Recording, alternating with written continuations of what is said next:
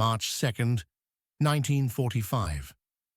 In a quiet office at Supreme Headquarters Allied Expeditionary Force in Paris, a single piece of paper arrived for General Dwight D. Eisenhower. The city was miles from the freezing trenches, miles from the roar of tanks and crack of rifles. Yet here, far from the front, decisions were made that shaped the last months of the war in Europe. When Eisenhower's aides unrolled the message, they paused. It was from General George S. Patton, commander of the U.S. Third Army. Most high-level dispatches were dry.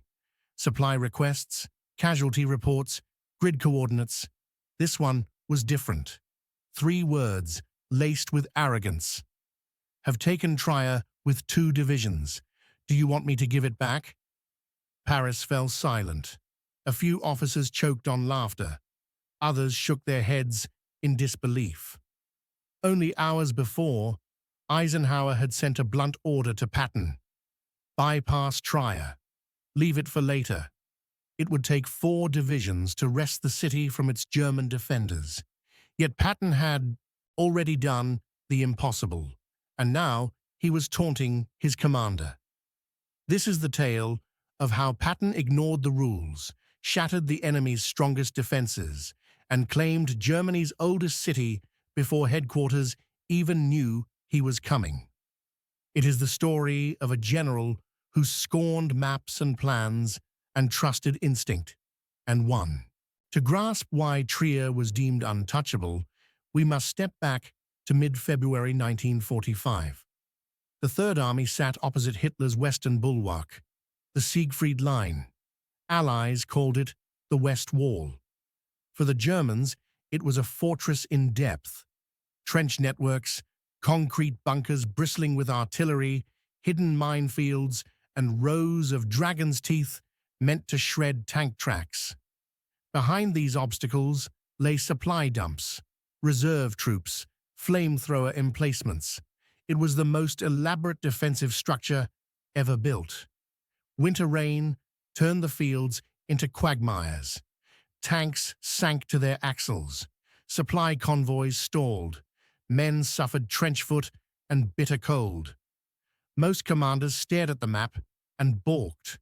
They argued for weeks of bombardment, stockpiling ammunition, bringing up air support. They preferred caution over risk. But Patton saw something they didn't. The German army was cracking. Soldiers were exhausted. Rations were low. Morale was fading. A static line meant nothing if the men inside it refused to fight. On February 18th, Patton summoned Lieutenant General Walton H. Walker, Bulldog Walker, a compact man with a fiery temper and unshakable aggression. Patton pointed at the map where the Saar River met the Moselle, forming a sharp triangle. At the apex lay Trier, 2 millennia old, founded by the Romans, a jewel of German history and a vital road hub leading to the Rhine. I want that city, Patton told Walker. Punch through here with your 10th Armored and 94th Infantry. We take Trier. Walker studied the map. Jagged hills, dense forests, pillboxes perched on every ridge. The terrain was a nightmare, but he did not hesitate. He asked only one question. When? On February 19th-10th, Armored, nicknamed the Tiger Division, slammed into the Siegfried defenses. It was a blunt, brutal assault. Shermans roared forward, smashing into rows of dragon's teeth. Combat engineers sprinted ahead under machine gun fire to lay explosive charges, carving lanes through concrete obstacles. Every bunker had to be reduced by infantry squads, hurling grenades into firing slits or burning defenders out with flamethrowers. For 3 days, the Americans clawed forward inch by inch. German artillery hammered the pocked roads. Mud swallowed tank treads. Headquarters in Paris scoured daily reports, saw Patton's advance slow to a crawl, and feared a quagmire.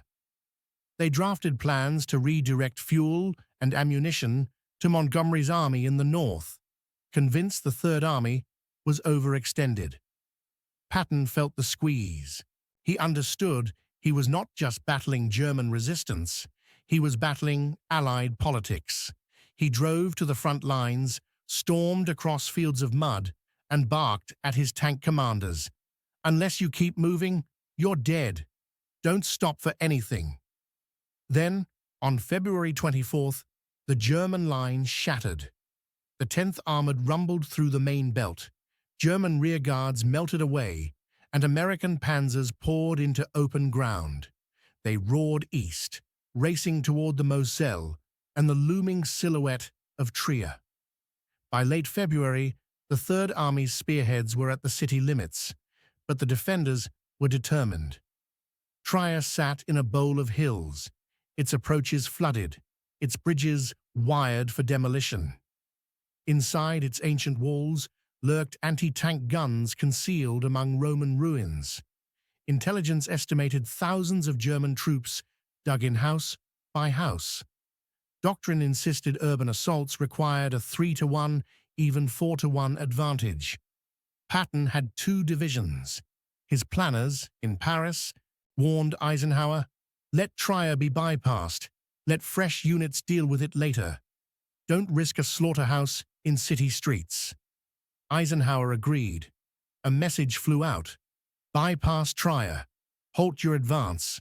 Regroup. Wait for reinforcements." But in 1945, orders traveled at the speed of couriers. While that telegram crawled toward the front, Patton anticipated headquarters' caution. He seized the initiative. He summoned Walker again. "Tonight. Take Trier. Tonight." When darkness fell on March 1st, 10th, Armored crouched on the ridges above the Moselle. Below lay the city's lifeblood. 2 bridges, the Kaiserbrücke and the Römerbrücke, the Roman bridge.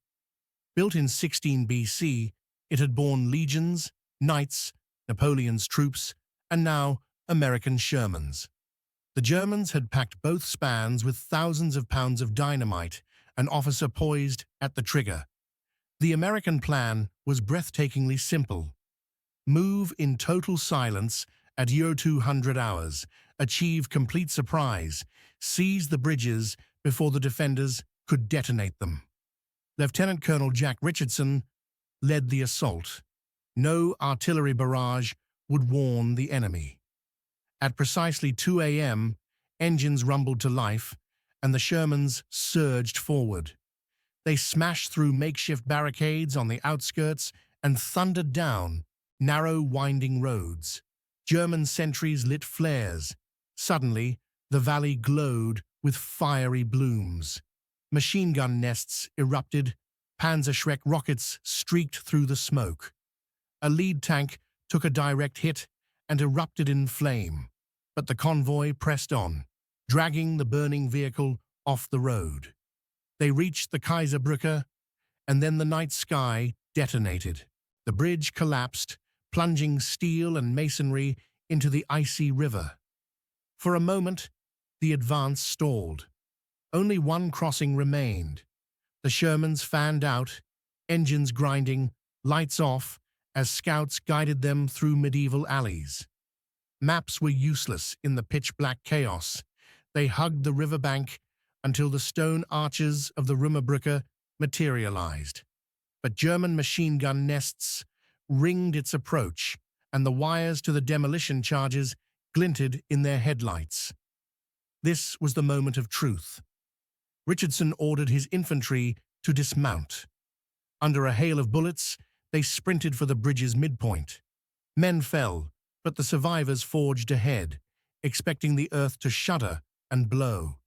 Instead, the silence held. No explosion. Seconds passed like hours as the Americans tore through the wiring, cut the fuses, and stormed the bridge house.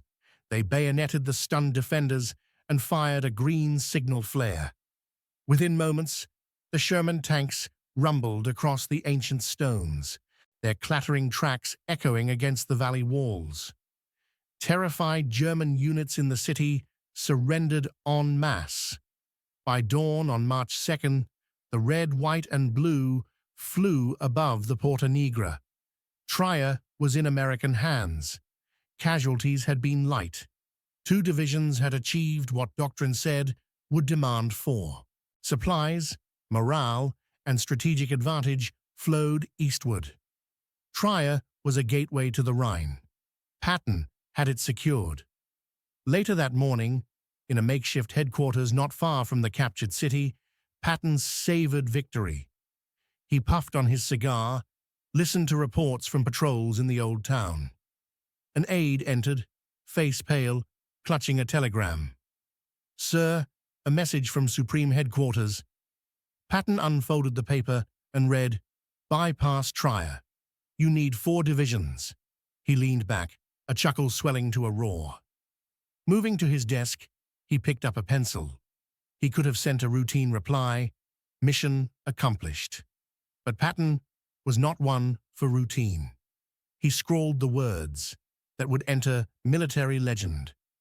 "Have taken Trier with 2 divisions. Do you want me to give it back?" He handed the note to the radio operator. "Send it to Ike." In Paris, the telegram created a sensation. Eisenhower, burdened by endless charts and counsel, couldn't suppress a grin. He folded Patton's wry, taunt in his pocket, and dispatched a new order. "Congratulations. Keep moving." Patton's victory shattered doubts in the Allied command. It silenced critics who championed slow, methodical strategy. It proved that speed, audacity, and bold leadership could achieve more with less. For the men of the Third Army, the story of the Trier telegram became gospel in the foxholes and mess halls. They saw themselves as an outlaw legion, led by a general who refused to accept limits. The capture of Trier rarely headlines World War II histories, yet it exemplifies George S. Patton's genius. He understood that in war, momentum is the greatest weapon. Waiting for reinforcements cedes initiative to the enemy. Striking hard and fast can turn a stronghold into a ruin before defenders can react. And sometimes, a single line of text, even dripping with sarcasm, can signal a triumph of will that echoes through history. If you'd like more stories like these, please like and subscribe.